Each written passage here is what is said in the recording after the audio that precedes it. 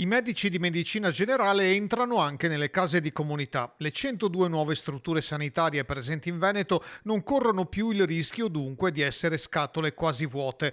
L'accordo firmato dalla Regione e dai sindacati prevede la presenza dei medici di famiglia, oggi organizzati nelle aggregazioni funzionali territoriali, secondo una turnazione che copra la fascia oraria dalle 8 alle 20 dal lunedì al venerdì. È un accordo che è nato in condivisione e quindi abbiamo costruito un percorso che ci ha permesso volta per volta di lavorare appunto a dei punti fondamentali.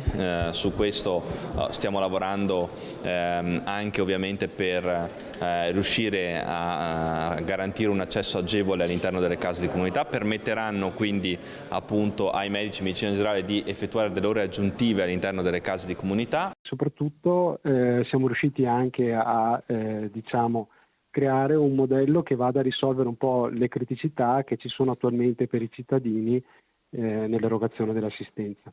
Il sistema di questo cosiddetto modello Veneto andrà a regime dopo l'estate. Ai pazienti deve essere chiaro a chi rivolgersi in caso di bisogno. I cittadini continueranno a recarsi dal proprio medico di medicina generale come sempre, quindi rimane il primo punto di riferimento, il punto fondamentale.